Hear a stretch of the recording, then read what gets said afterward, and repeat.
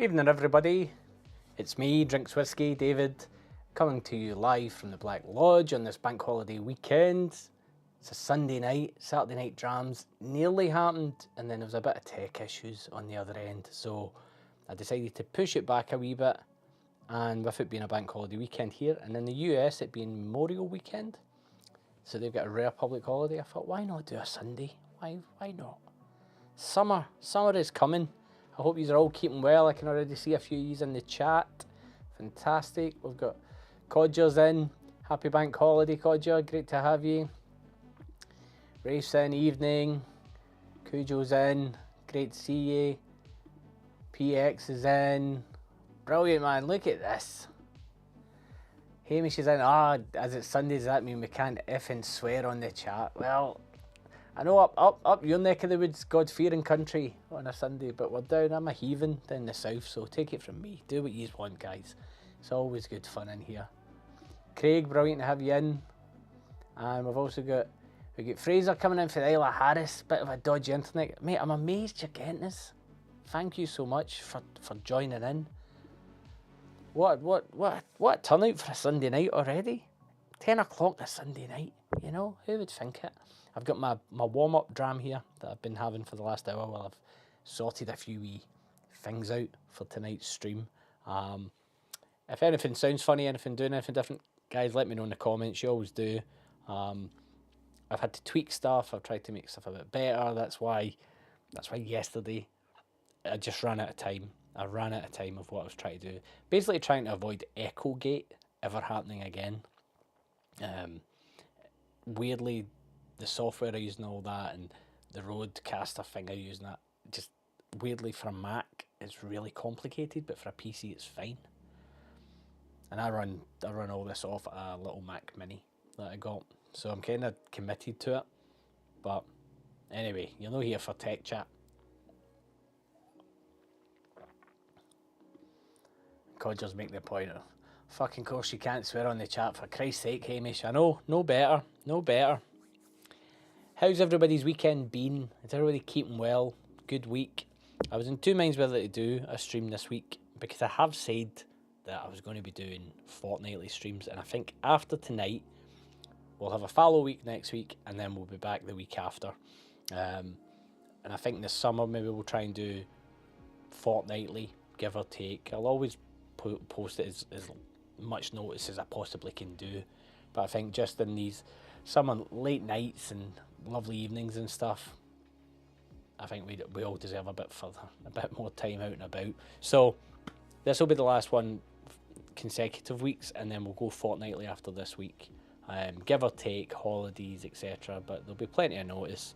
As always, you can find out on Instagram at Drinks Whiskey. I'll post in the community tab on YouTube. It's not great, but I'll post on it if I can. And then if you've not already, the Patreon. But the Patreon chat, that's starting to pick up a wee bit of pace. I'm using that more often. I'm posting some exclusive content, as you do on Patreon. But I'm really excited because people have started to receive...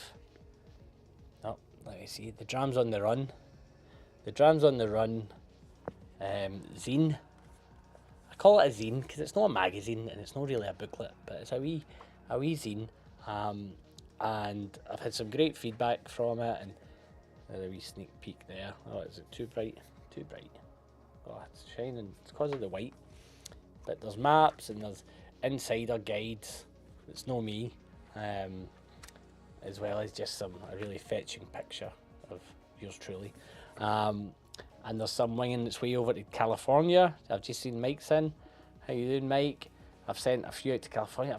Basically, we've got some going to Japan, there's a few going to America, there's some going around Europe, there's some going to Ireland, there's some going to the UK. It's been really fun to see the enthusiasm from people. And I know I'm no forcing it down anybody's throat. You don't have to sign up. It's all up to you. That's not going to change anything here, but I'm just buzzing to get it out into people's hands because a lot of time and effort went into it, and I'm just happy that I'm getting the response that I hoped I would get. Now what we got? Who we got back in the chat? Aye, Hamish. Hamish, by the way, I saw your post about the golf. Was it the golf magazine? Fantastic, brilliant. Congratulations on that. It's great to see it's going well. This must be peak season for you, surely. The tourists coming over. John, welcome in. Great to have you. Who else we got? Mike, we've seen.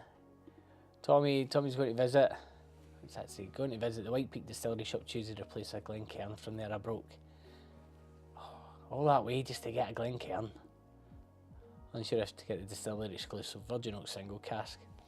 Yeah, I would say basically, surely they'll let you have a wee taste, a tiny sip. I know you'd probably be driving there, but probably a wee sip. We talk about this all the time. White Peak know what they're doing, so I don't think the distillery exclusives is going to be anything other than great, to be honest. And then Codger. That's right, you were at Somerton last week, spent most of the week feeling Paley Valley after Somerton, which was great by the way, and now I have a bloody head cold, so just coffee for me tonight. No worries, Codger. You do you.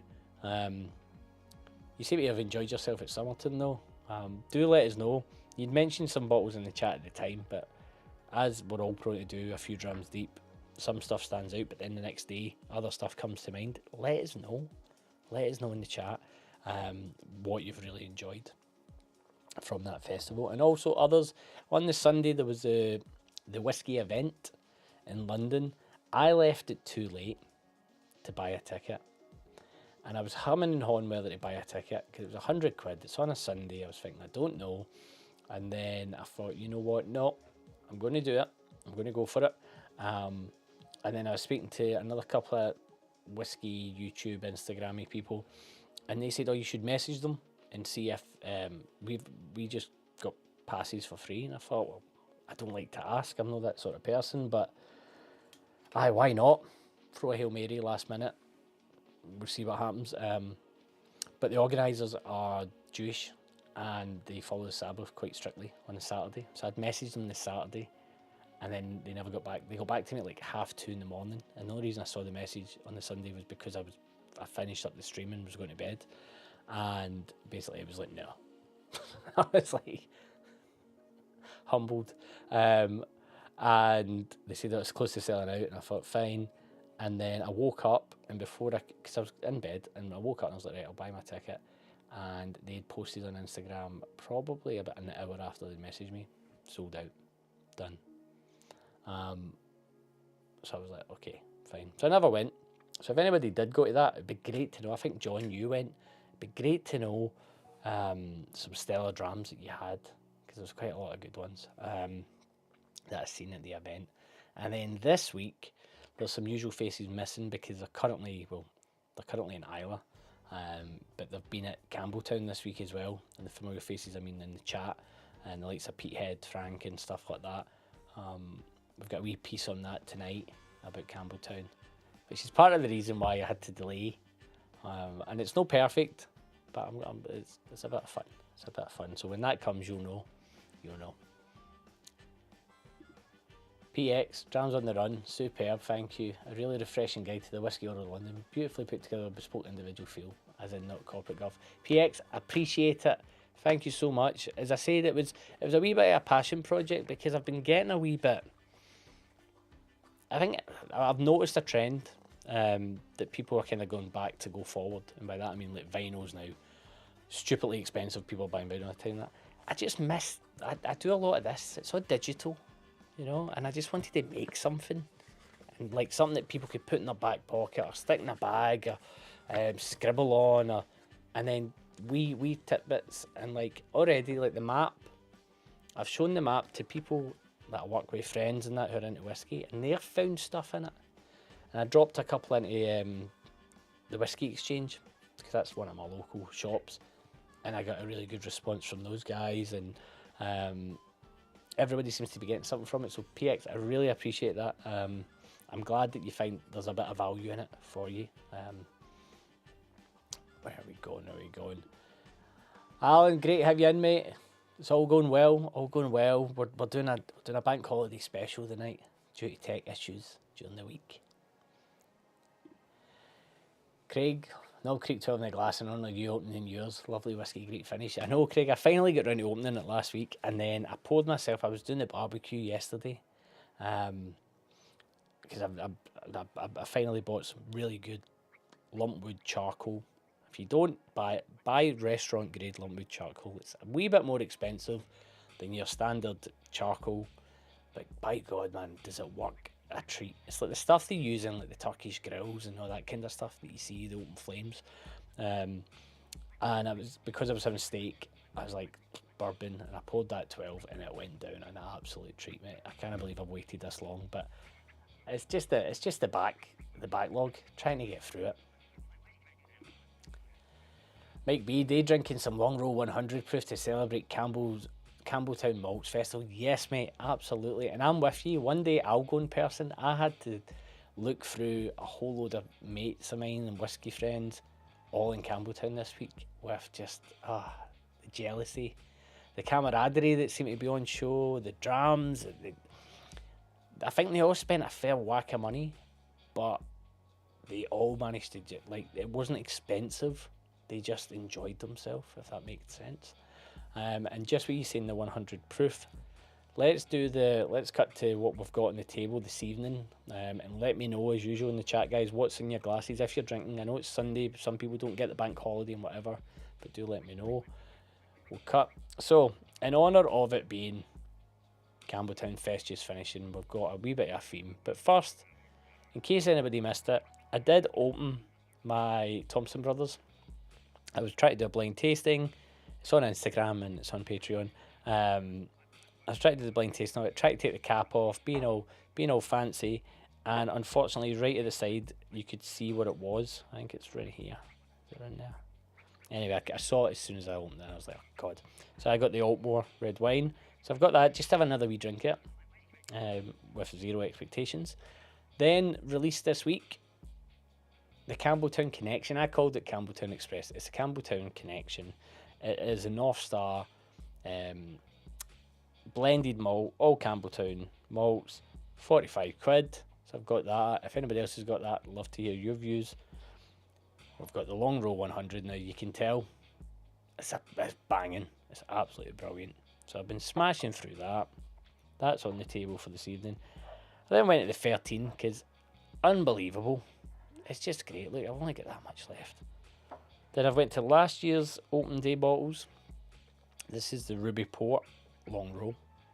And then I'm at the tail ends of my Springbank cash strength, which I think I might need to see off just to rip the plaster off.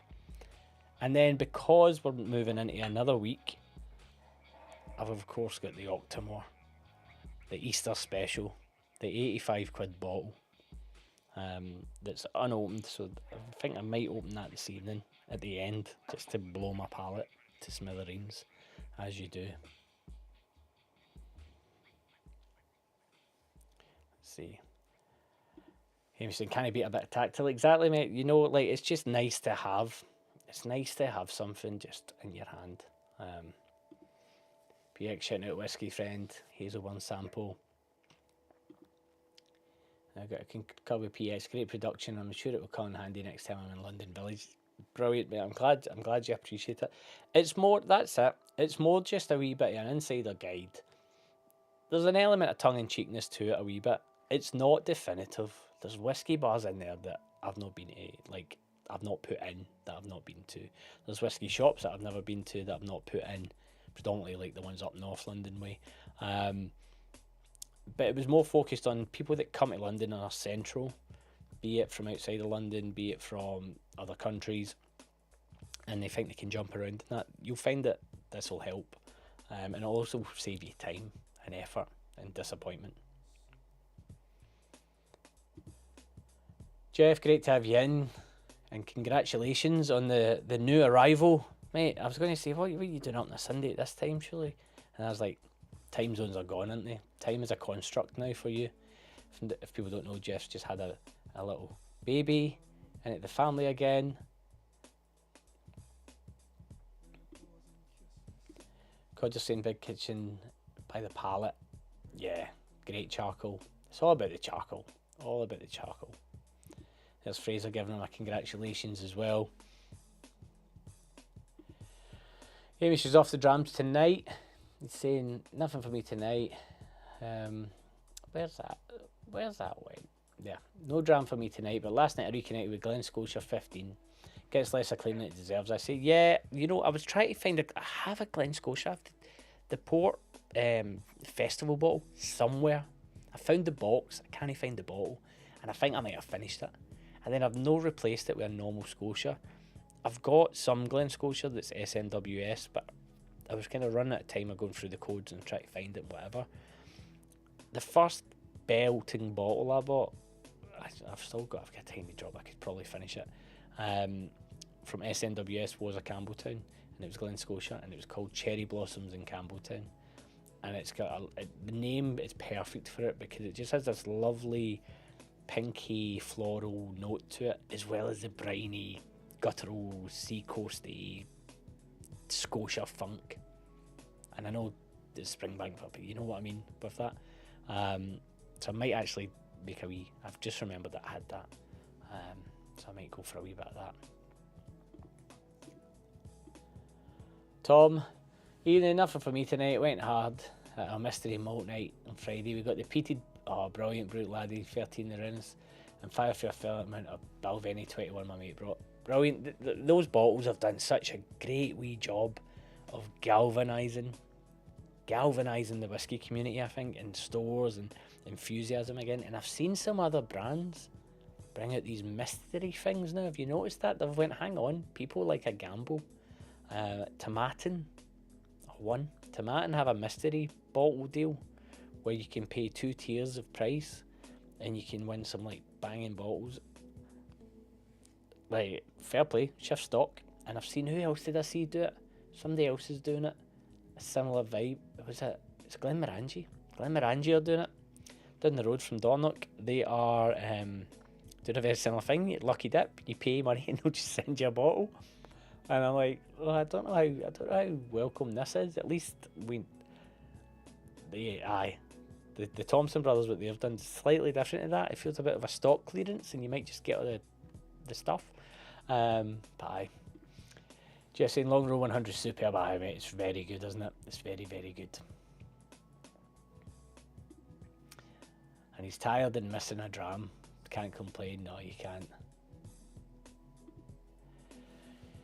Because you're saying, sorry guys, I'm bouncing around this chat. There we go. Despite my poor communications, Marcus was gracious enough to hold a bottle of Campbelltown Connection for me at the Malts Festival.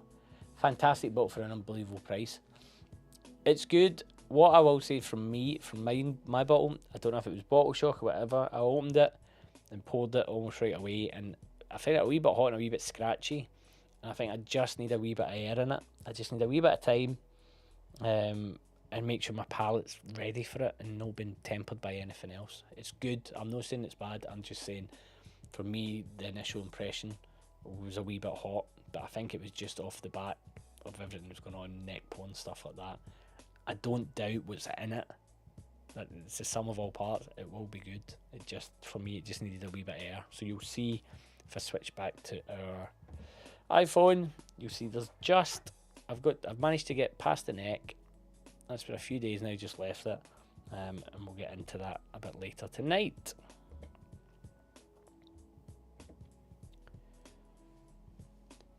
Let me see there. Whisky Amateurs in. Nice to see you, mate, Jay. Thought it was a really good guide. Thank you so much. We're talking about the Drams on the Run guide. If you want a copy, there's tiers. You can get a digital copy or you get a physical copy depending on the tiers you go for. There's no difference in the content. If you get the digital copy, you can always print it out and then you can have it physical. Obviously it was cost. It's just cost. They're no free. But I'm not selling them as of yet. The plan is every 3 months, I want to do 4. That's my ambition at the moment, is 4. The next one, I know where I'm going to do it, and then we'll get 3 and 4 every 3 months will come out, and then maybe I'll make a compilation of them into one, and then maybe we'll look at a different way of communicating it. But it's just a bit of fun. John saying his favourite from the whisky event was the Whiskeyland 35-year-old Bladnock. Brilliant. The actual event is far too big for 4.5 hours. It needs to be a 2-day event. Yeah, I've always wondered that, but I know that obviously they're hamstrung by they can't have it on the Saturday. But I wonder if they could do it, but then Friday, Sunday, you're asking the rep. It's a wee bit difficult, isn't it? It's a difficult conundrum that they've got there. Tommy's never had an Octomore. It always intrigues me. Is it really peaty blast, as some said? I had one before, a good few years ago at the Bon Accord, and it was a proper, blew my palate off, but I wouldn't say I was drinking a hell of a lot of peat at that point either. So I mean, that's why I'm like really intrigued, but also I would never buy a bottle at what they normally go for, but £5, you know, like it's kind of take the punt and hope. Because you're saying, I seen how you bottled Cameron Connection for 45. He mentioned a few things, but one of the key factors was, I'm crazy. I'll take that kind of crazy any day. Aye. He is, like, I've never met the man. I've heard nothing but good things, and obviously Marcos sings his praises and says he is a bit crazy. And I think if you manage to hear it, despite the echo, it did get better. He went into that and he done it on the podcast I did with him as well, about the connection he has and that kind of approach to whiskey.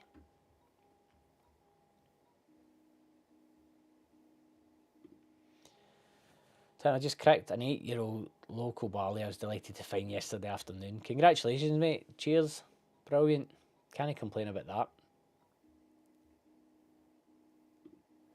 And then we've got Cujo. I was drinking cast strength Campbelltown whiskies all day before going into the connection, so I may have missed any heat. Yeah, that's what I mean. So it all depends on where you approach it, and so it's hard to kind of just write stuff off on one sip, one taste, or one pour, or whatever. So I was coming at it quite fresh. I'd opened it. It was bottled. People talk about bottle shock. It'd just been delivered. Ripped it open, poured it, and then sat down. And it was the first dram. So it might have been that. So that's why I just wait. Tom's saying I like the Port Charlotte 10 more when value considered, and find it a bit much. The couple of batches I've tried. I talking about the Octomore being a bit much. Yeah, it can be, and I think that's the intriguing thing about it. I'm just trying to decide where I'm going to start. I'm going to start with. I've went all quite high proofs on these. I'm going to pour myself the mystery malt now. Just brilliant, isn't it? I've got a bottle. If you look, if I do this with my finger, right there, that white is another one of these wrapped. That me and a few friends went in on, and it can't get opened until we're all together, and we can't get it together until the end of June. So it's the Schrodinger's bottle of whiskey. It is both the 29-year-old and the 4-year-old whiskey. It is everything and nothing, all in one. But this is the Altmore, the red wine cask.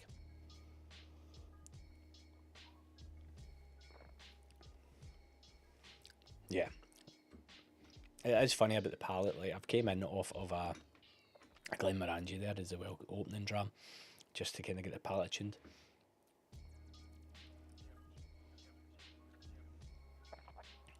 It's a lovely dram. It's a really nice dram. I'm spoiled a wee bit. I've got a cast strength Altmore that we bottled from my whiskey club that I'm in. Same age and red wine as well. So I'm kind of unfairly biased to get towards those, but it's a good dram for the money.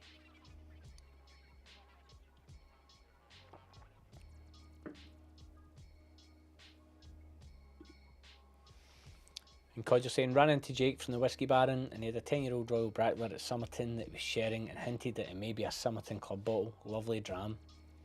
Brilliant. Royal Brackler as well. You can't go. There's so many good distilleries, isn't there? Not enough time. but let me pull that away. Right, so we're going to get into it. It's time for the news. Now, bear with me on this. Something a wee bit different.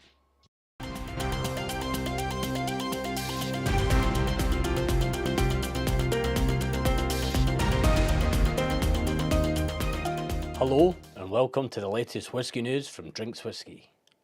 This week it's a festival special, bringing you the latest from Campbelltown Malts Festival and the madness that has ensued there. Kicking off last Monday, the 6-day event brought a host of whisky events to the peninsula. Now, over to David in the field. Hello, it's me, in the field. Cheers. Thanks, David. Of interest to many Whisky News viewers was, of course, the infamous, or should I say famous, Mitchell's Malt Barn Dinner.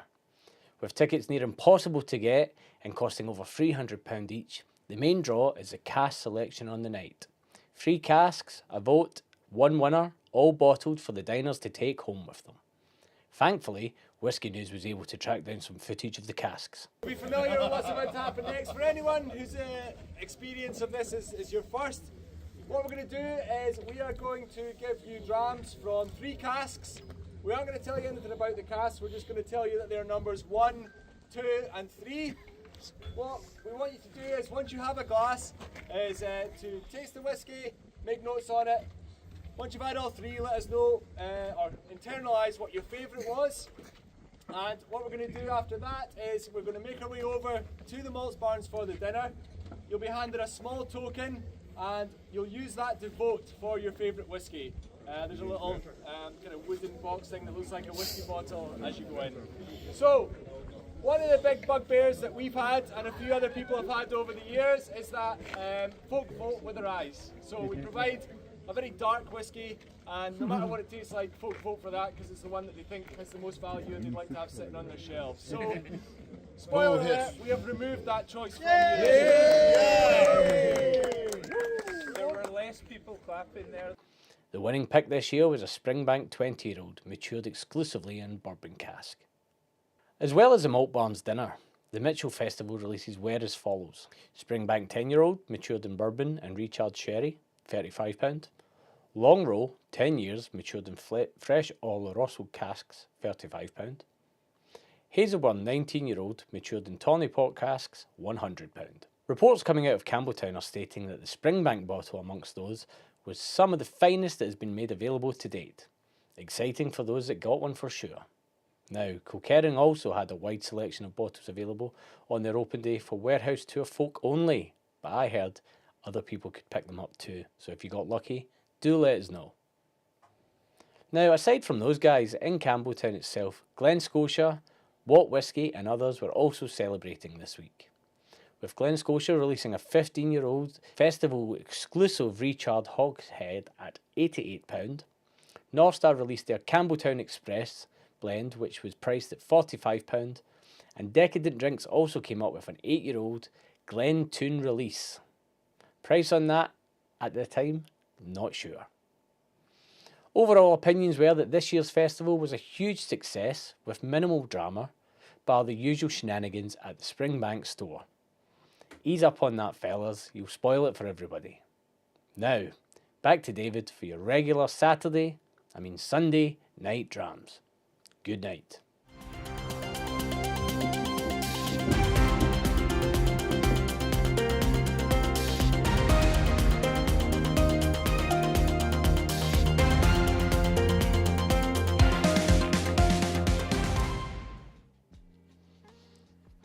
Oh, yous are back.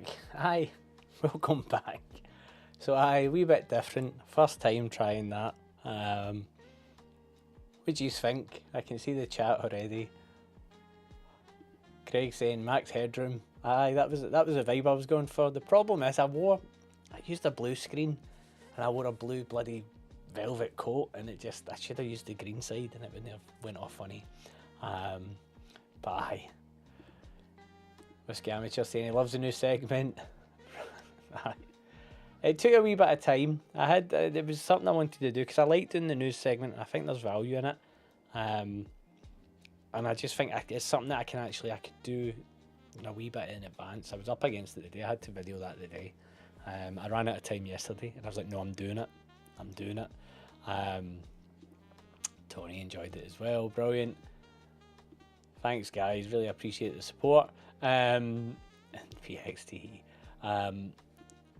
But really interesting stuff, and I thought I was getting, as I said, I had some mates at the festival themselves, and they were sending me bits and pieces, and I was hearing stuff while they were there and what people were saying. So feel free to share anything that you guys heard in the chat. But the Malt Barns dinner, a few mates went to that. Last year they went and they got a Kilkerran, and they were a bit miffed. And so this year they got a Springbank, and the 20-year-old won. And they just, it was actually one of my mates, it wasn't his preference. He would have preferred, he picked something else, but he was like, I'm happy with it, it's good. He preferred a different one, which you're allowed to do. And so they dished those out, and then over the course of the few days, they got their hands on the festival releases, and he says that, I mean, that trust said the Springbank 10 is unbelievable. So much so that they kept going back and buying them and just cranked them open, and that was the drama choice for most of the week, which is some like endorsement. There was some drama. I touched on it. There was some drama at the store. I think when people go to these things, there's a bit of a mob mentality around the cage bottles, and people, they don't refill the cage until the cage is empty. So people just hang about until, and try and make people buy the bottles so they can get the refills and jump in and get what they want. So that's not cool. I don't know how they're going to solve that problem. That problem's always going to be there until they change their system. And the Kilkerran warehouse tour, everybody loved, really enjoyed it, and the bottles that came up. If you want to go back when you're watching on replay, I did post a list of what was coming. So I asked, I've got a bourbon. I can't remember what one I asked for. He's like, do you want any of these? And it was a bourbon one. I was like, I want that.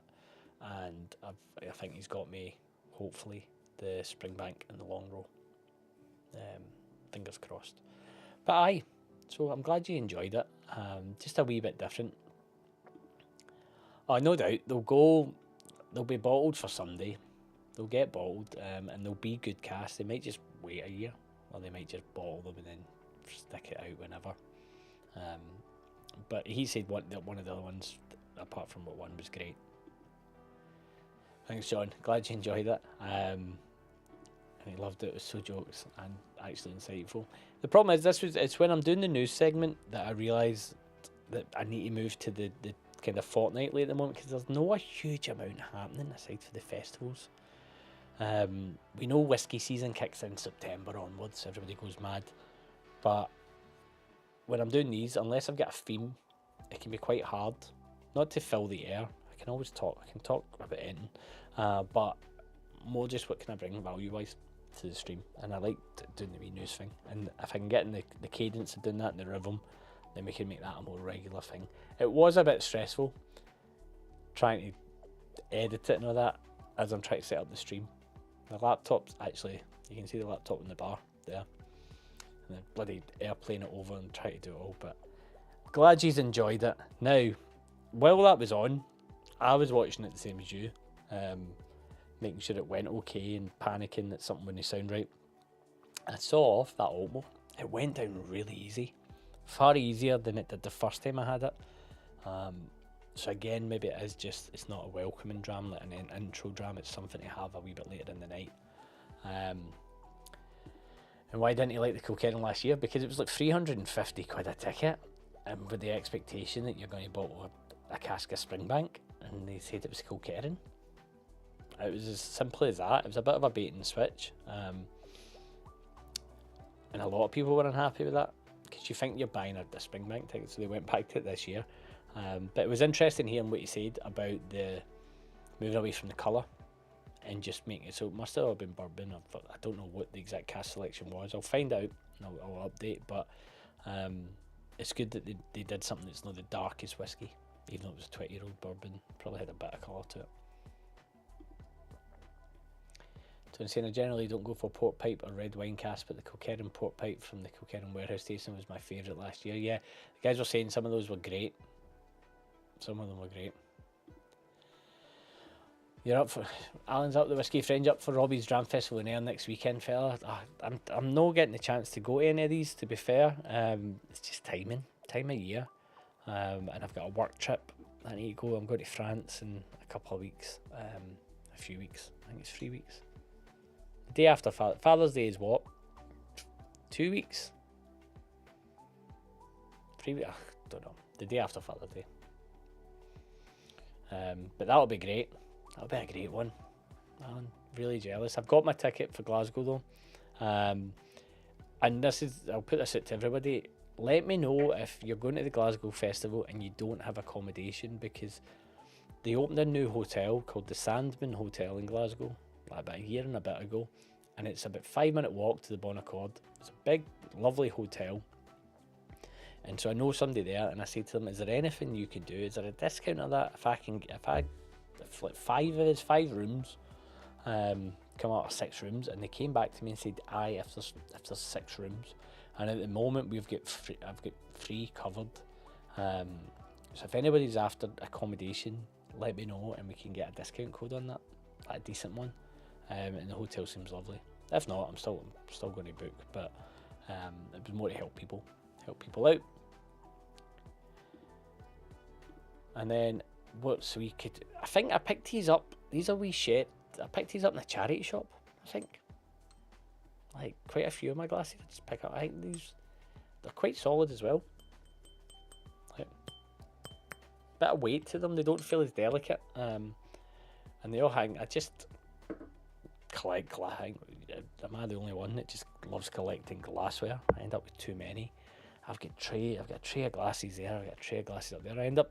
I use them, and then batch ship them up, wash them all, and then batch ship them down into the Black Lodge to get them sorted. Right, next up, we're going to go, I think I'm going to go here. I think I'm going to go for the local barley, 54.1%, because there are other choices on the table. I'm going to have that, and then I'm going to go to Campbelltown Connection and see how that goes down.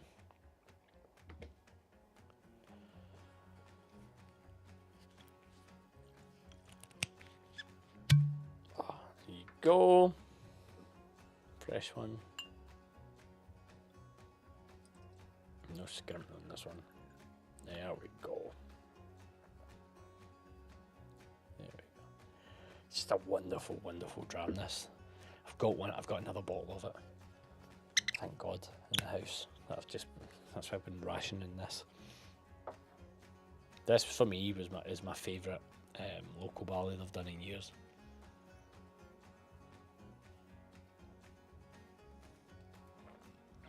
Just everything, the mouthfeel, the texture, the tone.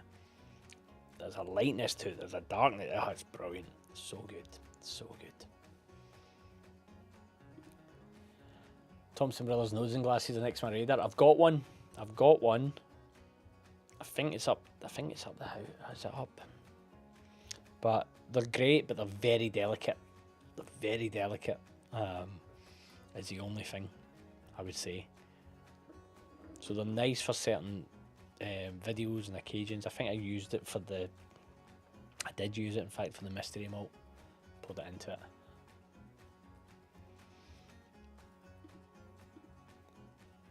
No, I figured it would be, Alan. I figured it would be. Because I was looking at hotels. I was looking at like some of those apartment hotels. Because I was going to stay at my mum's because there's a few of us going up, and I'm going to take some camera gear and stuff as well. And I was like, I'll just get one of them because then it'll be central as opposed to having to go out to the East End and stuff. But can't wait. Glasgow will be fantastic. It'll be absolutely great.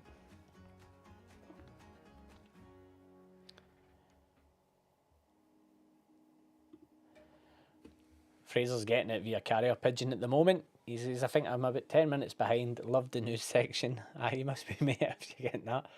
But at least you're still getting it.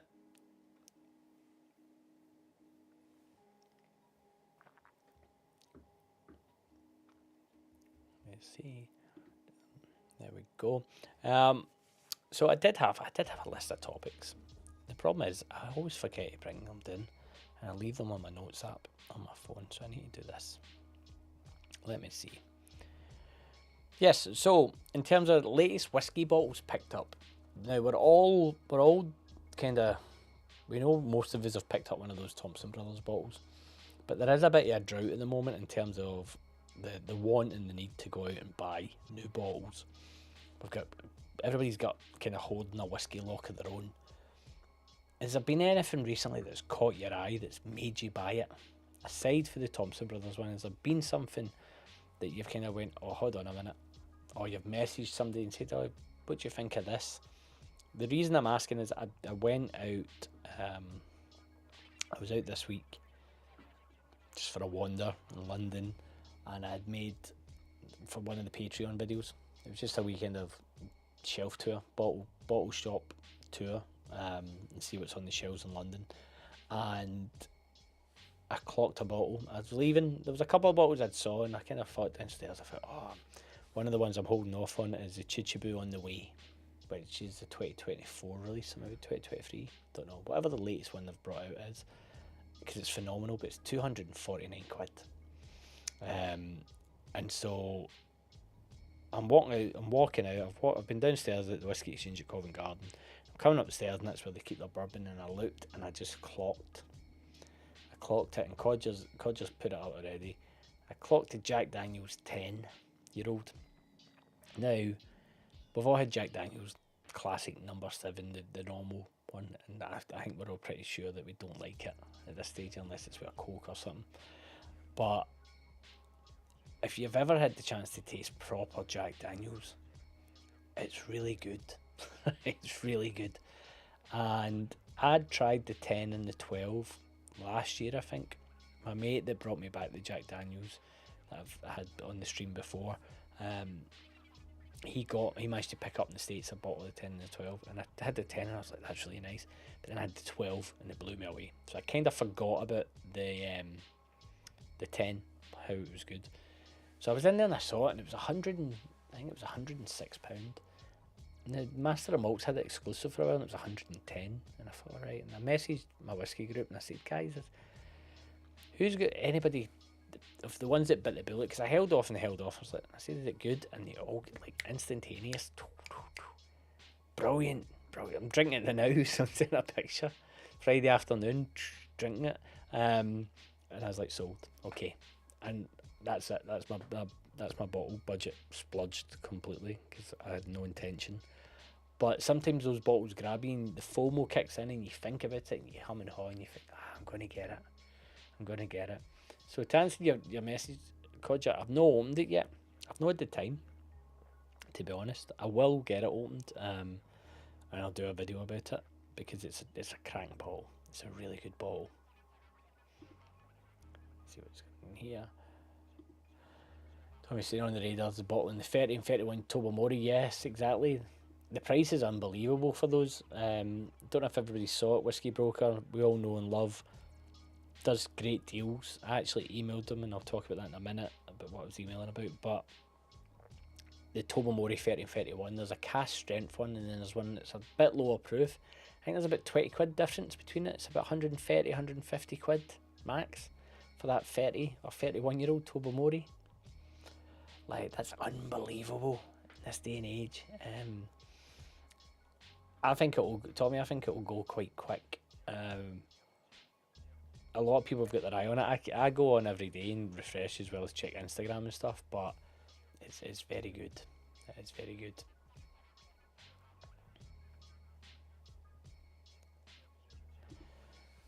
Whiskey Friend cannot resist the Thompson Brothers 47 blended. I know. I saw it. I saw that as well, Alan, and I thought to myself, oh, I held off the 40, it was a 1984, it was my birth year one, and I regret it. I do regret it.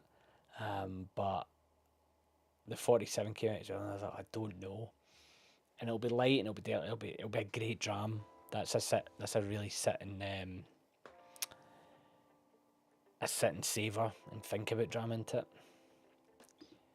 And his fave is the single barrel proof rye, yeah, the Jack Daniel's proof rye, absolutely. And Jack Daniel's, yeah, it's the 14, so I don't know if we'll see, the 12's not even made it here yet, and the 14's meant to be phenomenal as well. There's just a lot of that good stuff out there. as well as what we don't see any of is Dickel over here. Old Dickel's getting a big reputation now all of a sudden in the States. People have kind of turned their attention to it. I don't know if it's because of the price point or whatever. I've got the Dickel that my mate brought me over from the LA, the single barrel, and it's unbelievable. And Tennessee whiskey has, Jack Daniels has it, and Dickel has it. It's a Bruzel and stuff online will say it's a minerality, and it kind of is. The only way I can describe it, having never done this, is like if you put your hand in a stream or a burn and you pull out smooth pebbles, and as if you were to put the smooth pebbles in your mouth. There's a minerality to it. There's this it's almost like metallic, but not metallic, if you know what I mean, feeling to the Tennessee whiskey. But the older Jack Daniels, the Jack Daniels 12 when I had it, the 10 and the 12, I remember saying the 12 was up there with the best BTAC type bottles I've ever had. Anybody doesn't know, that's Buffalo Trace Antique Collection, so like your Eagle Rare 17 or your Thomas H. Handy or stuff like that. Or Josh T. Stag and stuff. And Craig, the Signatory 100 proof, before I went upstairs in the Whiskey Exchange, I had in my hand the Ben Nevis 9, I think it is, I've brought out recently, and I was humming and hawing. And I think the reason I never pulled the trigger and I ended up pulling the trigger on the Jack was because they keep releasing so much good stuff that the FOMO's not really there as such, because I'm like, I trust them or there'll be something else along. Whereas the Jack Daniels 10, I'm like, these don't come over here that often, just give me that. I was on the Knob Creek Rye in the glass now. Yeah, there's, funny you're saying about the rye, Alan. I need to edit the video for this. And Jay, the Whiskey Amateur, he's put his up already. We got invited to Buffalo Trace, London, by Kyle, the manager. But Kyle's a mate of mine, and we're in the same whiskey group, and I've known Kyle for years. If you go back to my first ever video, he's in it. The first ever Drinks Whiskey video. That's how long I've known him. And you get to pick your own Buffalo Trace. It's like a warehouse cask tasting you do, and they have 3 different ones, and you try it. Then you select your favourite, and then you get a bottle of it, of that single barrel. And the one I picked was quite more rye. It had more rye influence based on the warehouse, even though it was a strange one. But I quite like that. I quite like that rye, American rye. It's just no like rye how I would imagine it. I think so many people get put off by rye because they think it's peppery. I think there's a peppery and dryness to it, and there is a bit of dryness, but I always find like some of the American ryes have almost like a grenadine Tizer-esque red cola, if you're Scottish, type vibe to them, which is underlying, like Sazerac rye all day, reminds me of Tizer. Bit of a strange one. But if you're Irish, red lemonade. In Ireland they have red lemonade. In Scotland we have red cola.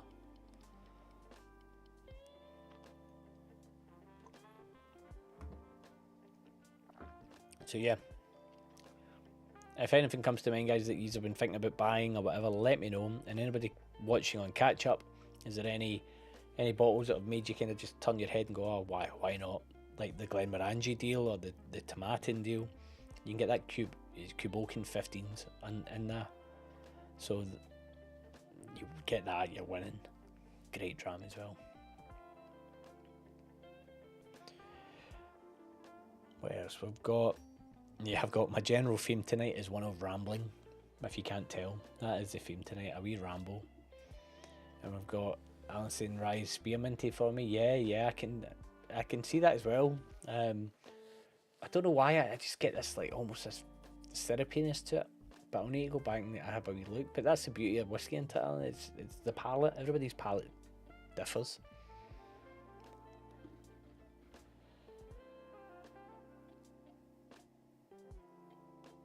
Saving the rest of the 100 to drink along with you later. Cheers all, enjoy the long weekend. Mike, all the best. All the best. Have a great time. California. Buffalo Trace was such good fun. Kyle was such a good host. Kyle, great host, fantastic host, great guy, just a really nice guy. just married as well. Got married not right after, but pretty much after our tasting, and then did a honeymoon for a few days, came back, worked a couple of days, and I went to Campbelltown for the festival. Got his priorities right.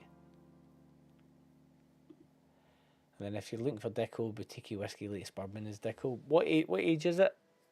Jay, if you know.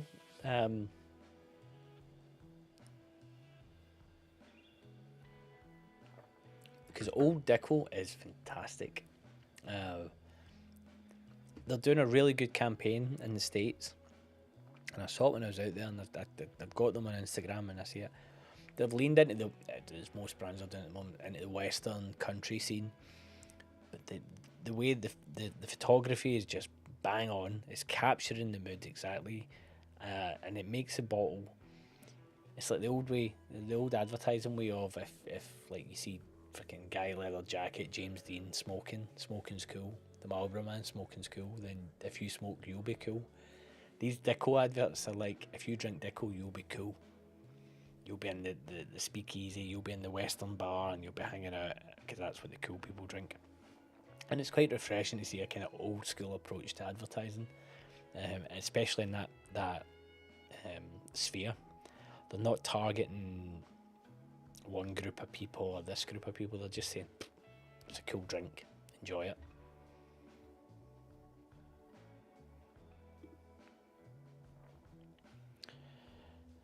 So my next thing that I was going to move on to was, weirdly, what I've noticed is that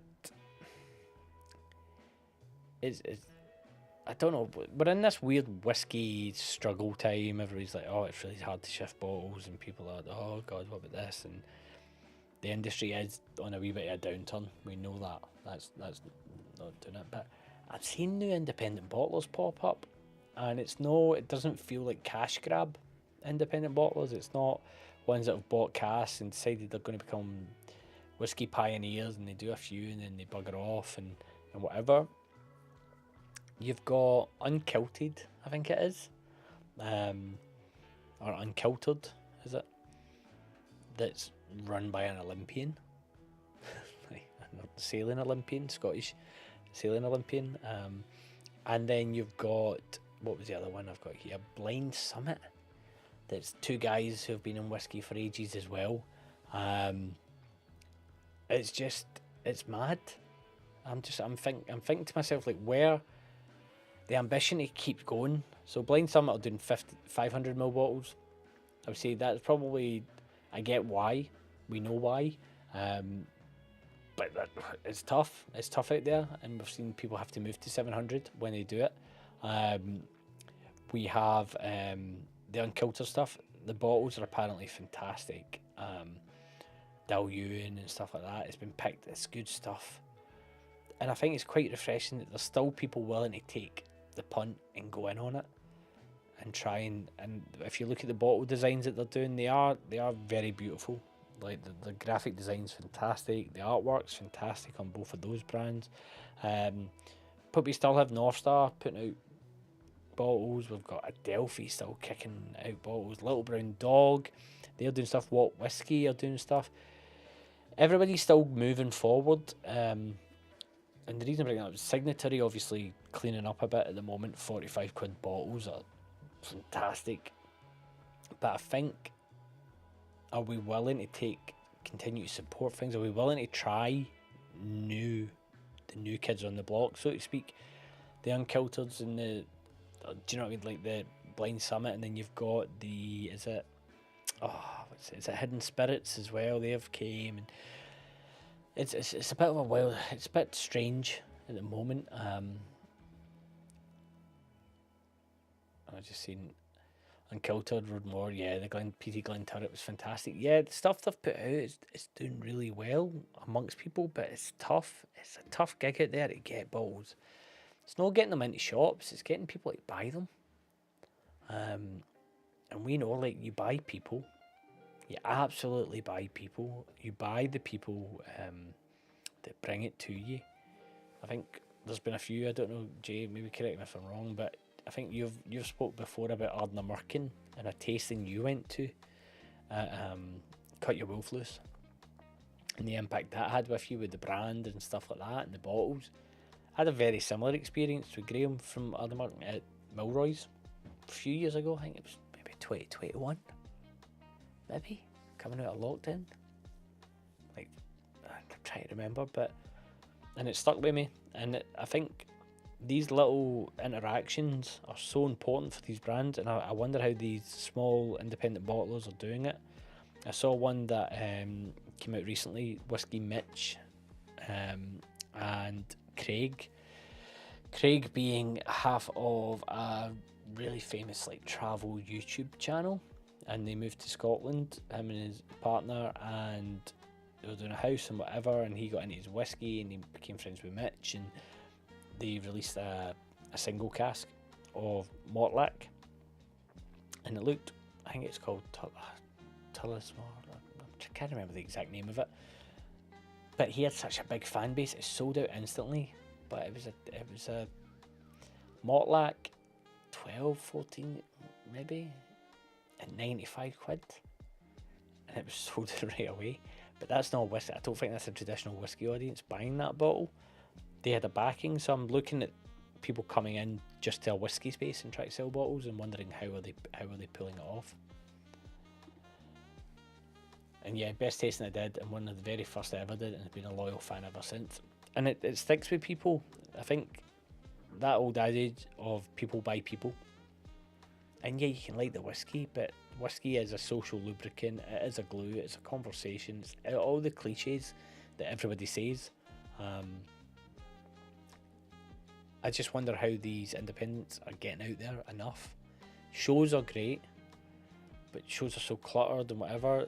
I went to the Croydon show, Uncultured was there. There was somebody there, and there was only one person behind the table, and so I couldn't engage, so I never tried it. And kicked myself. I'm kicking myself because I've heard nothing but good stuff.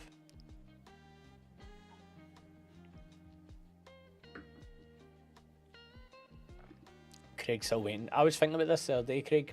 Someone messaged me and asked me what's been like my favourite drams this year. And I was like, oh god, I've not even thought about that yet. And I will have to give it, I think for like a half one of the year, this is what's been good. But I've been drinking a lot of Weller 12 because it's just brilliant. It's really good. If you need Weller 12, just go to France, go to Paris. It's not easy, but you can pick it up there, 40 quid a bottle. And it's brilliant. Just good drinking whiskey. Really good drinking whiskey. She's an 11-year-old Dicko. I think it's the right one that I've found. It's worth a try. Absolutely. Absolutely worth a try.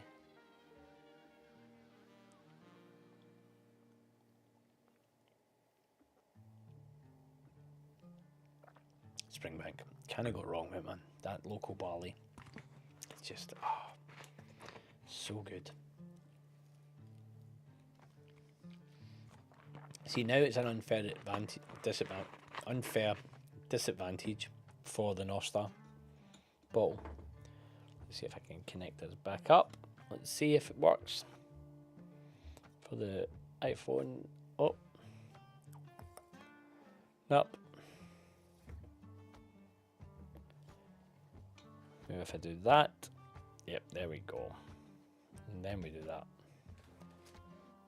So we've been here. I'm going to skip the peated just now, and we're going to come to the Campbelltown, which is, you get Springbank in there, you get Glen Scotia in there, and some other bits and pieces. I.e., it's not just two casks or two whiskey selections. Lovely bottle. My daughter's coming up for 2, and so she knows what a train is, and she's like, choo-choo, when she saw the bottle. She was calling it Daddy's Juice, and I had to correct her and call it Daddy's Whiskey, so she can say Daddy's Whiskey now. And she was in here today, and I was having to explain to her what was going on, and I said, lots of Daddy's Juice, and she went, yeah, no, I can't say that. It's like Daddy's Whiskey. Oh. 45 quid though. 45 quid. Can he beat it?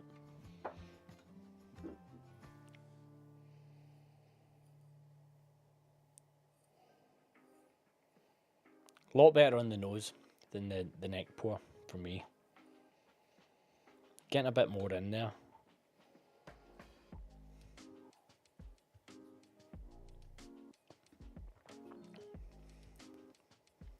Not as scratchy. There's an underlying taste to it though that's like a bit like I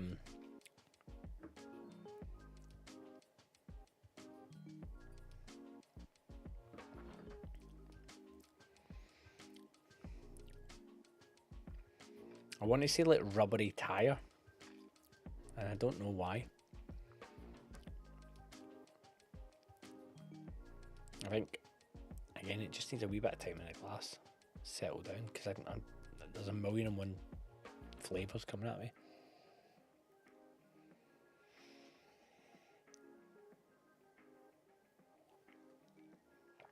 No rush, no rush.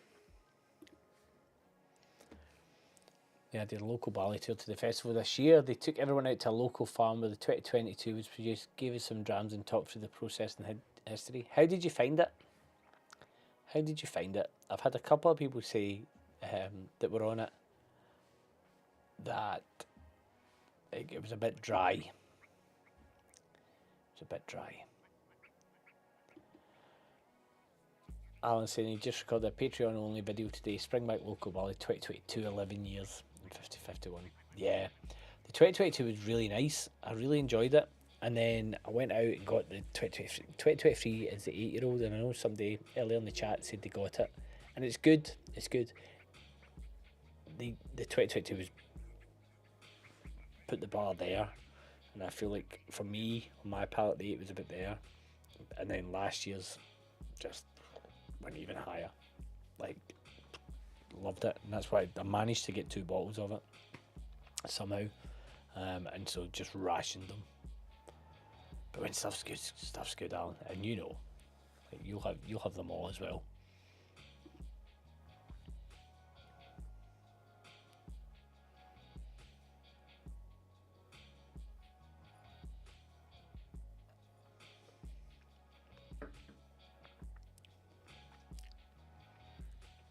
It's still a wee bit hot for me. It's still a wee bit hot.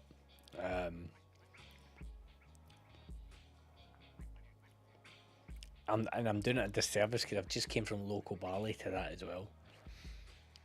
So I just need to find the right time and right place for that. It's good. You can tell there's a lot of Scotia in it. And I know the youngest in it is 10. So I'm intrigued to know what Scotia is in it. I'll need to maybe prod Pope Marcos and be like, yeah mate, what's in that? You tell me the makeup of it. Cause it's very pale. Very pale. The camera's always a wee bit darker. Do that. It's always a wee bit darker. But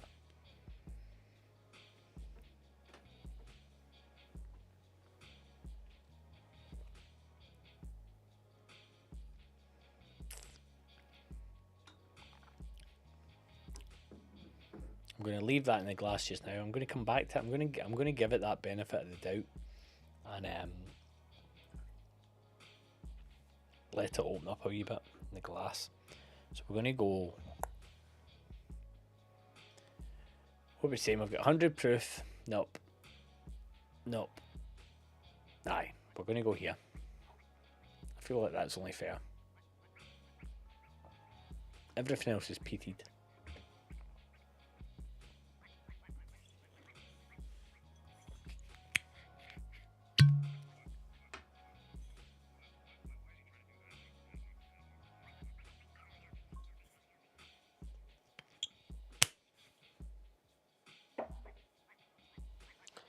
Right, let's see what's going on.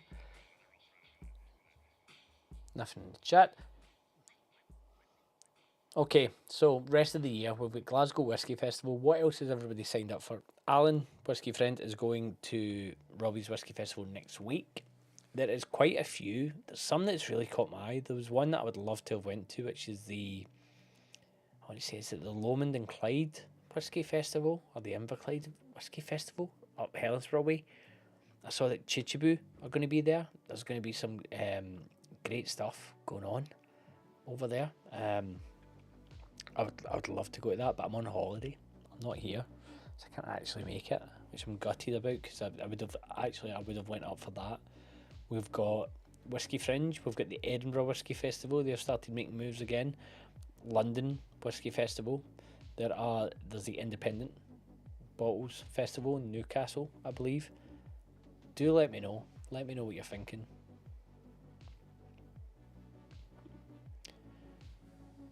Jason, the makeup was on the social media. 25-year-old Springbank, 25-year-old Glen Scotia, and 2015 undisclosed Campbelltown malt. Yeah, so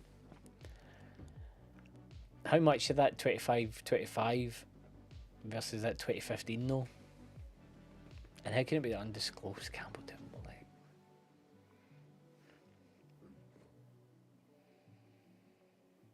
yeah, I'm not sure. I don't know what's going on with it. Appreciate that, Alan. Thank you so much. Good night. All the best, mate.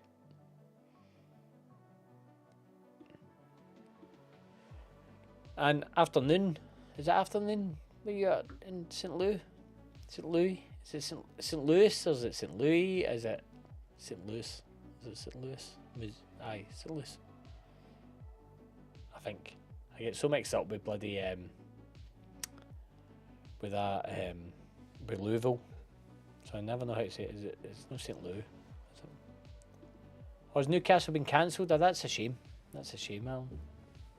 I need to have a wee look at the events calendar that's out there, see what's happening. That's a shame, because I would have liked to have went up to that.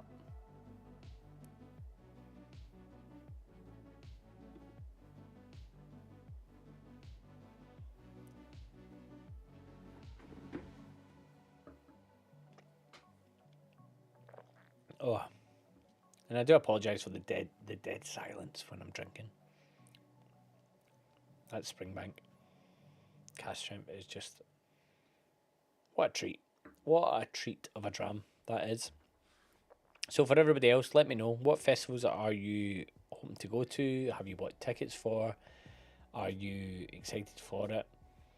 Let me know what you're looking forward to for the rest of the year. We must be due some Springbank releases. Is there any other distilleries that you're looking forward to seeing coming out? I think at the moment there's a few. There was someone in the Patreon asked me about looking into Holyrood whiskey, and then I've heard a few murmurings that Holyrood isn't doing great at the moment and is struggling, which is a shame. It's a shame. I think there's quite a few struggling at the moment, but anybody planning on trips up north to any distilleries, would you go and visit? I think it's on my radar to go there, just because you can get to Edinburgh quite easy and then get to Holyrood quite easy. So I'm contemplating that. PX is saying Isla Fest in Newcastle has been cancelled. The Indie Fest in September is still on. Okay, so there's some cross wires maybe with that. Let me see. I'm going to pull this up and have a wee look and see if we do whiskey Newcastle. This is where I need like I hate to cite Joe Rogan, but I need like the Jamie or whatever he's called, where I can just shout something to somebody and they can Google stuff for me. The Indie Whiskey Festival, 12th, 13th of September 2025 in Newcastle. Venue's changed. Principal sponsor is Claxton's. Then you've got Spiritfield, North Star, Top Whiskies, Blackadder, Fib, The Heart Cut, Little Round Dog, Woodrose, Glenmore, Adelphi, Scotch Whisky, Jamie D, Cadenheads. Great lineup. Great lineup. I'm going to add The Heart Cut. That whiskey is really good. Their picks. I've said it before and I'll say it again. I was cynical about them. They were picking up awards. And I'm like, how are you winning Best Independent Bottler? And I've never seen any of your whiskey. You know, you're allowed to be like, a bit weird. And then I tried the whiskey and the whiskey is really good. It's really good. They pick really interesting stuff. So, more power to them.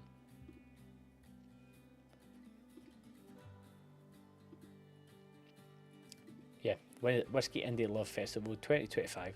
Yep, and the dates for that are, if you're contemplating it, it is on the 12th and 13th of September, and tickets are priced at, oh god, let me see.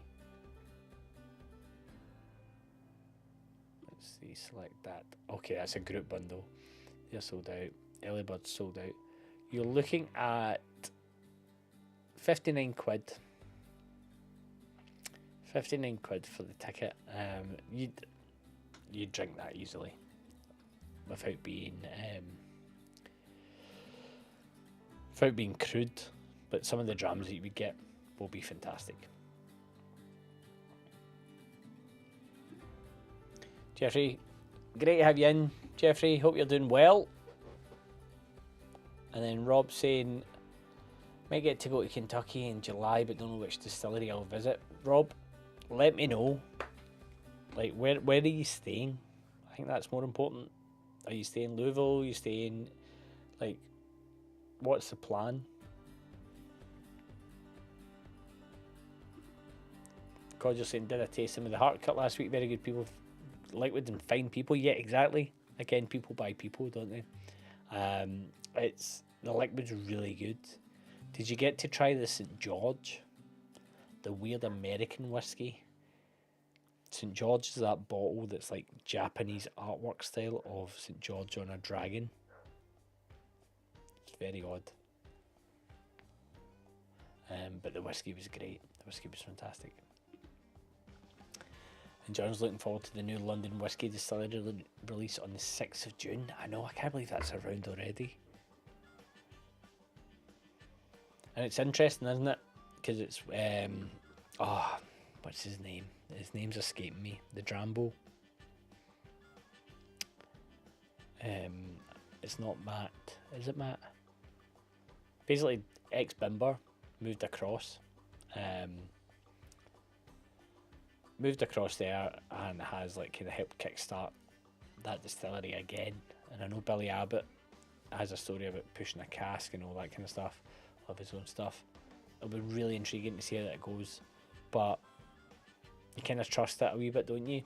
Right people are involved.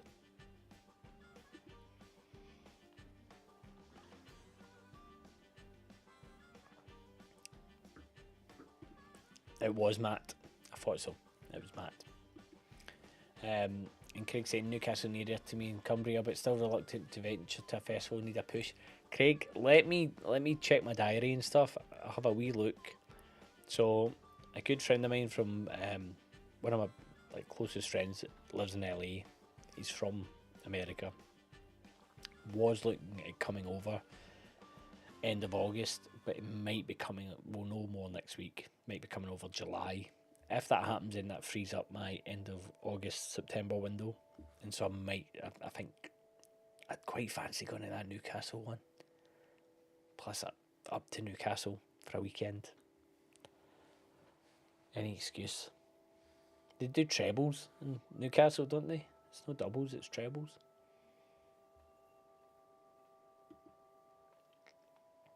But I just think the lineup is fantastic. It's stellar, it's strong.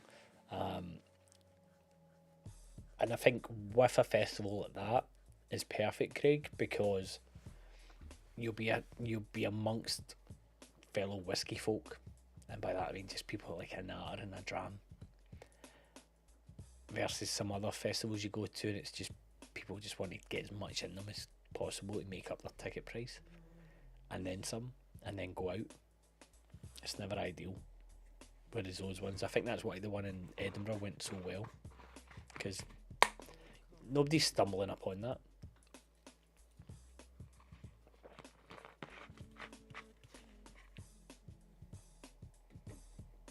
I'm going to have to make an executive decision on the next pour because I can't get through it.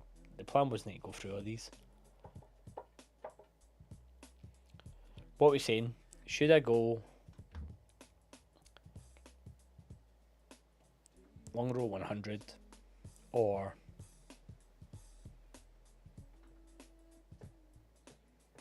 long roll open day, 16 year, and it's, in case you can't see, it's 54.7. A lot more pleasing to the palate. Let me know.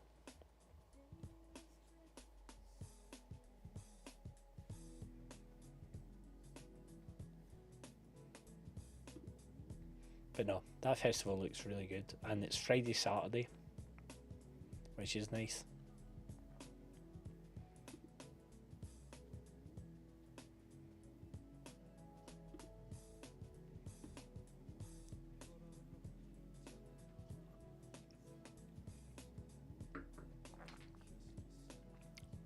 It's a funny old time this time of year with the whisky scene, because you have these festivals. You have Campbelltown, you have Isla right now. Everybody gets really hyped up, and then it's almost like it kind of doesn't shut down, but it goes a wee bit quiet because Spirit of Speyside's happened, whatever, and then it's like, oh, the tourists are coming. You know, the prices go up. Silly money. I was looking the other week at how much would it cost to get the sleeper from London to Aviemore on the sleeper train. 2 people, and like the double bedroom on the train, and it was like, I think it was, what was it? I want to say it was either £450 or £550 for the night, and I'm like, and then you break it down, you're like 225, 250 quid each.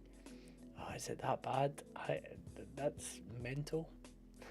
A rattly train up about, but it's that time of year, and up there there's just influx of tourists, foreign tourists predominantly, because Scottish people don't really travel north. No matter where you're from, you don't really go up. You go to Spain, or you go somewhere hot.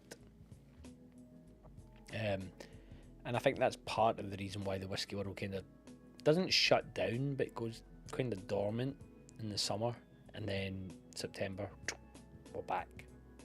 All the festivals happen, everybody's kicking off, everybody's new releases, whatever. It's quite a funny cycle, especially because summer, like peak season for people drinking and having fun, outside of Christmas. Whiskey just doesn't have that.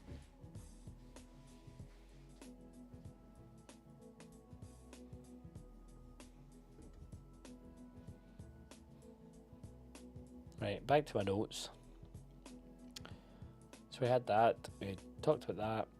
Yeah, we talked about independent bottlers. So there's been a couple that are picking up a lot of traction, and I'm really impressed with, which is one of them's Woven.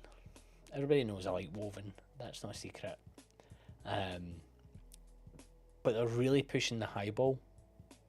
And it's great. And they've put these little trackers. You know, the little kind of flappy card, old train board type vibes. They've put them into bars, and after every highball they sell in certain bars. It updates. Great gimmick, great way of just driving sales. But also they've just released their first ever all English blended whiskey, and I tried it in Croydon, and it really surprised me. It was so juicy and fruity, and what's the word? I don't want to say salivating, but like you kind of get the, like when you think about something really sweet or sour, you get that kind of feeling in your mouth. That's what it gave you. It was unbelievable. Such a good dram.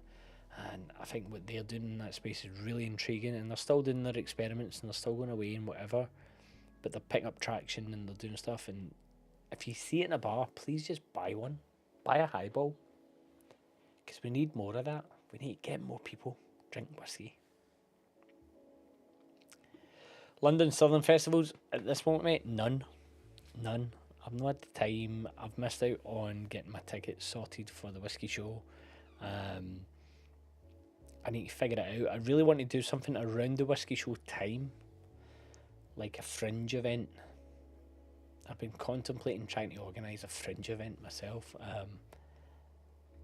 and similar in Glasgow. I think I'm looking at doing, maybe try to work out. I'm trying to not tread on toes with Glasgow, with Roy and Aquaviti and the stuff that he does, but I'd like to do something in Glasgow one night with just like a group of people. Really good, like really good, just fun tasting of sorts, or a chat, or a dram session. And I know a place I can do it. I'm hopeful that I can get it, and organise that. And then round about the whisky show.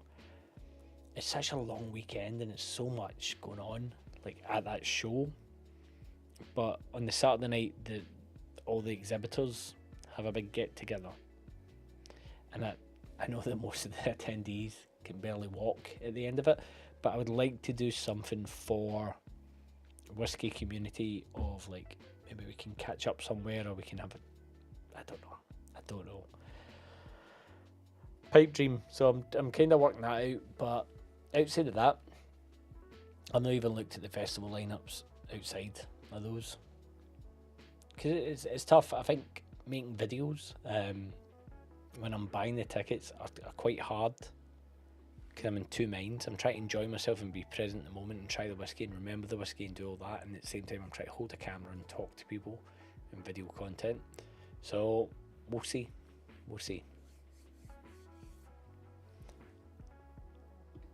Codger, tried the woven English last week. It was lovely and juicy. Yeah, exactly. That's exactly what it is. It's such a lovely, lovely dram.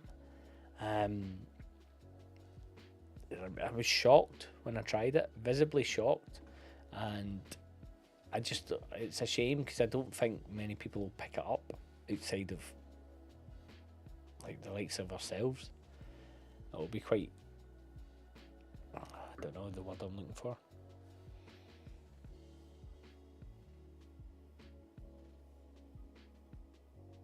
Right. So, back to the iPhone. Cash strength is done. We went long row.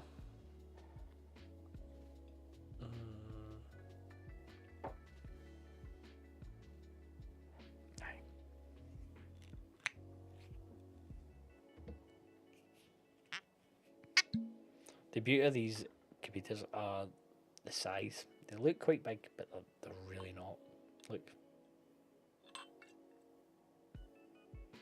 So the measurements are all appropriate, so don't worry, anybody watching. I've got more sense than to sit online and smash through bottles of whiskey.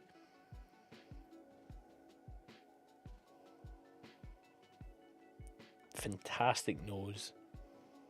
You've got that smokiness, you've got the peatiness, you've got the port influence, grape, dark fruit.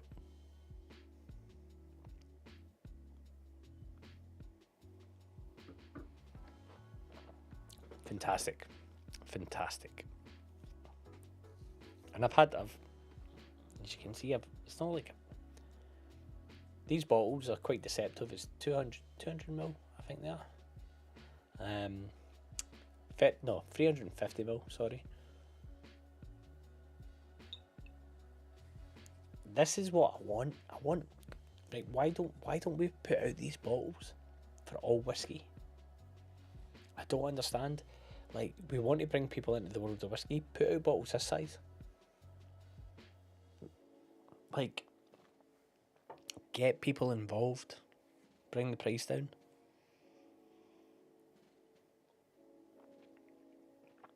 Is it taxation? Is that the problem? Because, like, let's see. Standard bottle of whiskey. Right? 45 quid for this. Half it. So what? 22.50. You'd absolutely take a punt. I think you would do the same for like tons of whiskey.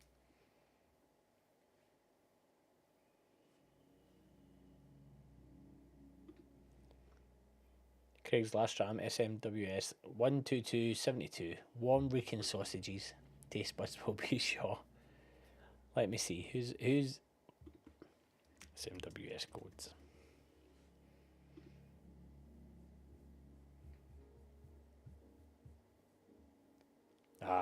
Loch Lomond. Brilliant.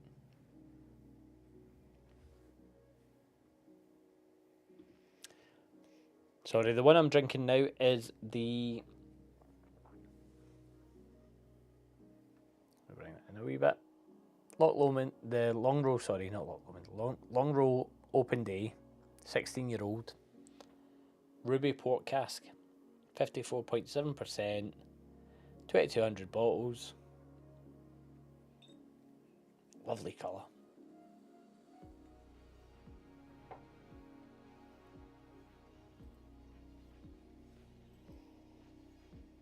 It's just got that lovely nose that's quite savoury. Like,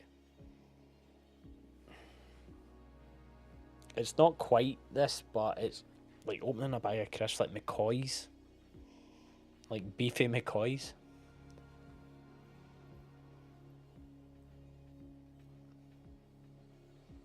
But not beefy, if that makes any sense.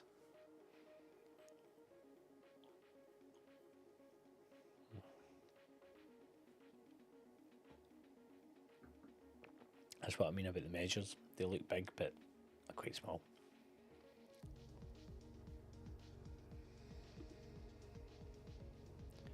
Last year's was so good. I get one this year, but no one was selling it. There'll be bottles about. Absolutely. There's going to be a ton of bottles kicking about in the next few days. So I'm sure you'll be able to get one of the Long Rows. 10-year-old as well again, isn't it?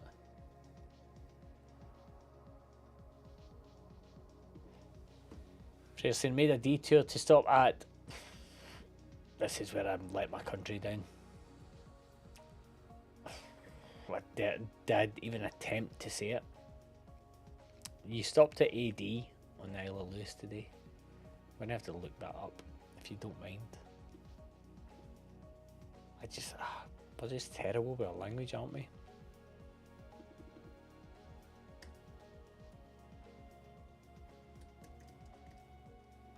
Aha.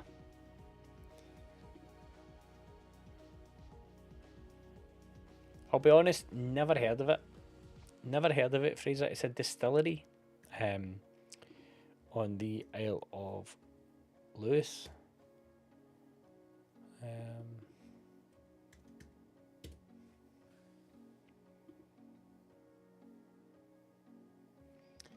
Codger's off. Oh, Codger. I think I'll be joining you pretty soon. It won't be a late night one this evening. Sundays are a catch up, aren't they, for everybody? But I appreciate you, mate. Thanks for tuning in.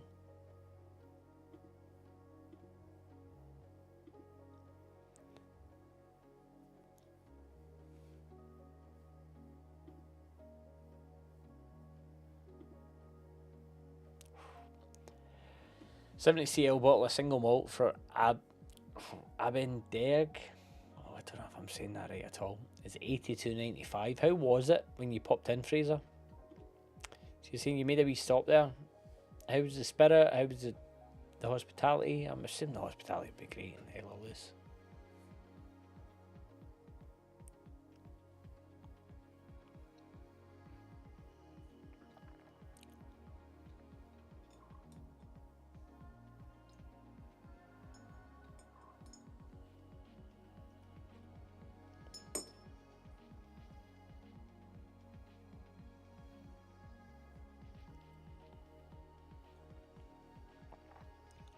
The glass so you wash out water. Right, we're going to do it. We are going to open the Octomore purely because if I don't do it now, it's just going to sit for a while.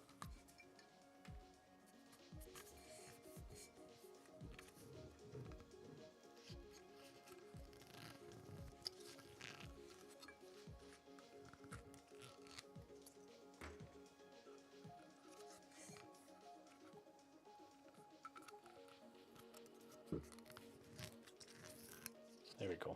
Made an absolute arse of that.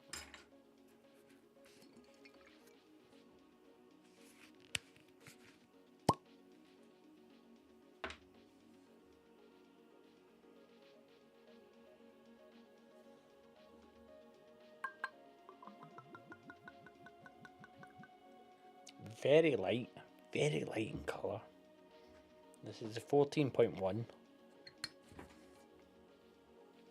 See, we're dealing with ppm of 128.9, super heavily peated, 59.6%. Aye, after this, there's no long row 100 tonight. We're going straight into the big stuff.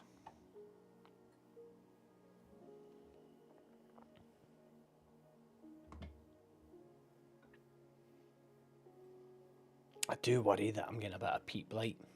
I do worry about it.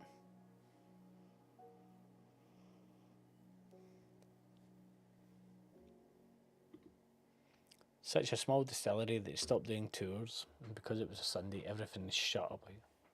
Of course, of course.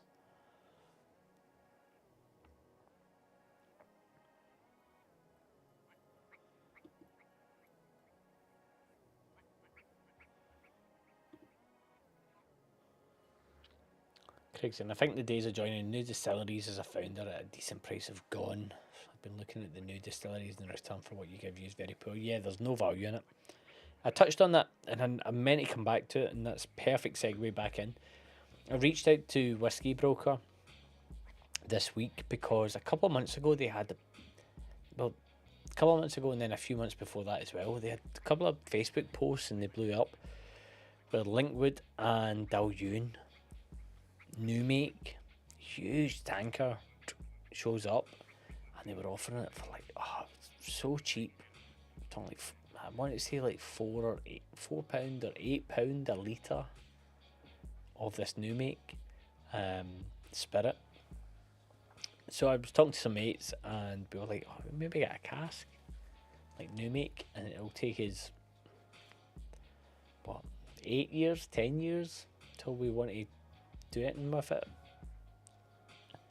Get the price list and I can get a cask of, which will be like, I want to say it's like 180 litres, well, 200 to 180 litres cask for like £815. You've got your fees, you've got your tax and all that when you come out, so normally you double, so you're up to 1600, and then your storage fees and whatever, so let's call it 1900 quid between 4 E's. So let's say 1800 between 4, what's that, 450 each, and then you'll end up with like 50, maybe what, 60 bottles or so. It's mad, like it's so cheap, and it's nice, and we're not buying it to sell it, if that makes sense. We'd buy it just for the experience of it. And I've looked at other distilleries, new distilleries and stuff like that, and I'd love to get involved. And it all came about because Ardnamurchan sent out you can now buy casks direct from Ardnamurchan, and it was just too expensive. It was too expensive. Can I do it? There's a difference between 200 quid, 250, and like a couple of grand when you're putting it down for that long.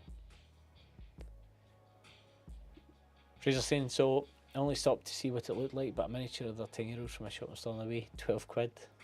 We'll see Ella Harris distillery tomorrow. Brilliant. Fraser, I never even asked, what are you doing up there? Why are you up there? What's going on? James, great to have you in. How you doing, mate? Cheers.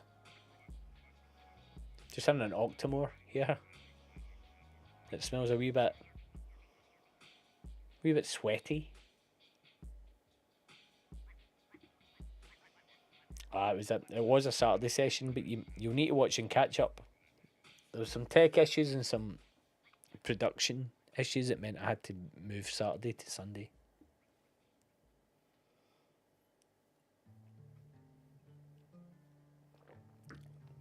Right, my palate must be shot with peat. That's fantastic. For anybody that might have just joined, we are talking about let me move the long row out the way. We're talking about the Octomore 14.1, which is sitting at a hefty 59.6 and also 128 ppm. So it's not for the faint-hearted, but it must be peep light. It must be peep light.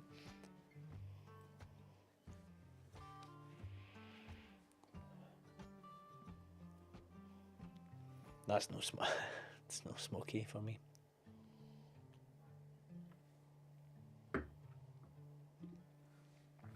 That's a shame, Craig, isn't it? There's so many of them laying off staff, they just can't sustain it. You've got Harris, you've got well, I'm surprised about Harris though, because they've got the gin, haven't they? I'm pretty sure yesterday. Was it yesterday? Let me just check something.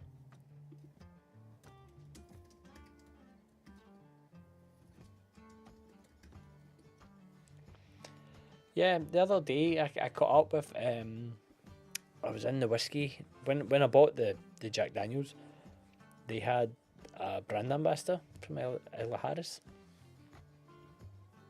So the gin's kind of been the bedrock. The gin allowed them to age longer than expected because it was such a success. That's a shame.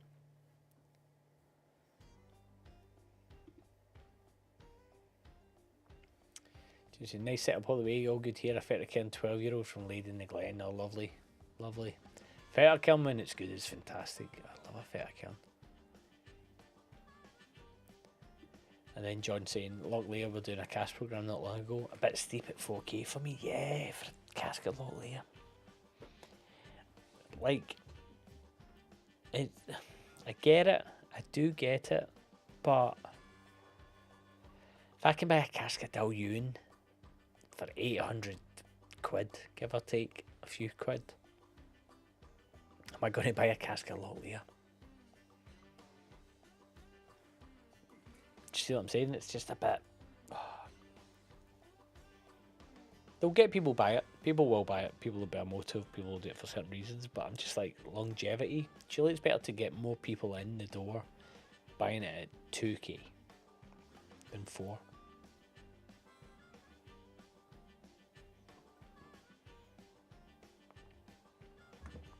I really need to change the music selection.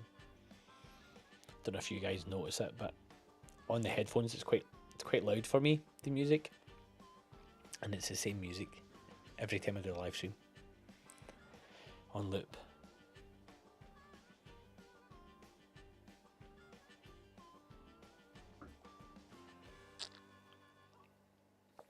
Okay, final plug of the night. Patreon.com/drinkswhiskey.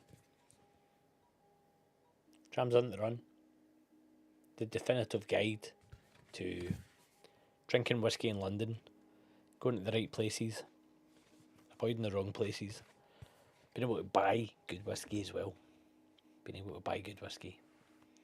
A few places in there that will tee you up. Fraser, I love the Scottish Islands and I've never been up to Isla Luce, Isla Harris. I timed it so I could do the Stornoway half marathon plus the other half, but I'm wait the Manlos. Don't have to things, honestly, man. Fantastic. Wait, so when's it? Have you done the half marathon? Is that coming up? Is that? Can't even imagine doing a half marathon. Christ. Donner Pass whiskey. Cask of Ben Rinnes would be great. I know. A cask of Ben Rinnes would. We've talked about this before on stream and other chats and stuff about. You see a lot of influencers, and I hate using that term influencers, but you see like whiskey YouTubers and Instagrammers and stuff doing bottles, and I would love to do one purely out of self-indulgence, just so I could try some great whiskey and then share it with people. Because I think when you find something really good, that's what you want to do with it. Imagine a whiskey broker cask of Ben Rinnes for about 1,100 quid. Sold. Yep. Sign me up. What do we think about Glenrothes? How are we feeling about Glenrothes? Are you still not getting any music, James? Let me try and I'm gonna push the music tab up and see. This happened on another stream where I could hear it. I did all the testing and then nobody heard a single bit of music in the background. Just in case anybody wonders what I'm talking about. Either my speakers are past it or there's no music I can pick up under certain decibels.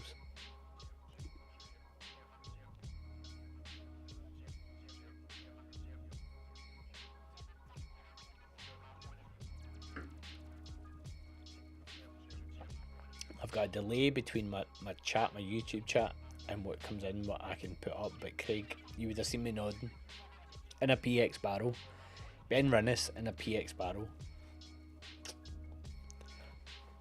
Certain spirits for certain, like horses for courses, isn't it? Just there we go. Is it too loud? Have I put the music too loud? There we go. But that should be good way. Right. We're coming up to, okay, it's 11:41. I'm going to do 5 more minutes, guys. 5 more minutes. Cujo's been hearing the music. Brilliant. So it's James. James, you're at fault. Everybody else is saying that they can hear it. Look at that. I can hear it. Going for me. Yep, you get it now. Okay. There we go. Fantastic. 5 more minutes. Please, guys, last 5 minutes, indulge me. Let me know what you would like to see coming up. Anything in particular you want to know. I've got a couple of things in the pipeline at the moment. I still have the backlog of videos to get out. I have a couple of For Me or No For Me's to do. I have a couple of Drams on the Run to do. I'm also going to do the... I'm going to take the advice of somebody that I trust, and I'm going to make a couple of videos that are out of my usual scope. Try and make them entertaining for us, i.e. whisky community, but also make them pointed for other people. It's been it's weird. I see weird engagement on the channel. Stuff gets pushed, videos get pushed out. I can see it in the algorithm. Like when I look at my studio stats, the weirdest things get pushed at certain times, and then outside of that, it just dies a death, and I'm stuck. I'm really stuck, like just plateauing. So I'm trying to push on and get more people seeing it, but it's not an ego thing. I'm not chasing the numbers. It's more that the more people that see it, the more incentive I have to keep doing more and more and more. And anybody that makes stuff knows that. And I saw that where's the horse racing right above me, believe it or not. It sat on a shelf right above me, and this setup here is primed to be able to wipe off and put the horses back. And if people don't know what the horses are, well, they're coming back, don't you worry. They will be back eventually. And then James Morgan, Fraser asked, did you turn up the volume about the music? And he just did. Here's me tweaking settings. Echo Gate, PTSD. Glenrothes 8-year-old refill Oloroso. It was my favourite in a Christmas Advent package a few years ago. Yeah, it's really good, Glenrothes. It's really good. It's really annoying. Yeah. But it's really good. If you can get independent, perfect. Jason would like some videos going over some of the whiskies in your collection of stories has significance to you. Yes, absolutely. Absolutely. I think that's the thing, and you'll know this more than most, mate. You can overthink what you're doing. Like, I spend so much time thinking about YouTube and content and stuff rather than just doing it, and you kind of get caught up in that kind of conundrum of, oh, if I make this, I'll do that, I'll do this, as opposed to what you want to do. I've got some bottles behind me. There's a bottle there, my little book bottle, great bottle. I've got some bottles there that mean they've got great stories. I've got a couple of other ones down there. But I want to do those I absolutely want to do those videos. I want to do them with people. I would like some people involved, rather than just me, so I can share the experience of like cracking them open, talking to them, whatever. I've got some, hopefully, fingers crossed, with the podcast style interviews lined up. It's just been time. It's just time and try to get people. So we'll have more of that. Absolutely, that's coming. But aye, guys, I think that's me doing my bit. I think I'm going to call it a day. It's a Sunday. It's a long weekend. Please enjoy your bank holiday tomorrow if you're off. If you're not, apologies. Enjoy Monday. I'm laughing as I say that. But as always, guys, thank you so much for your support. I'm on Instagram at drinkswhiskey. I'm here at drinkswhiskey on YouTube. If you're searching for videos, just suggest me. It's all one word, and then you need to click the wee thing after you search it. And then I've just seen a quick comment coming from Craig there. So I'm saying it, how many Thompson Brothers have I got before they disappear? I only have, I think I've got one bottle left. And it's an older batch. So I'm kind of like, you know. What is it? The brightest flames burn twice as quick. Is that what they say? Gotta let it go. I'm on Patreon, patreon.com/drinkswhiskey. But guys, as always, absolute pleasure. Cheers for joining in. And I will see you in a couple of weeks. Cheers.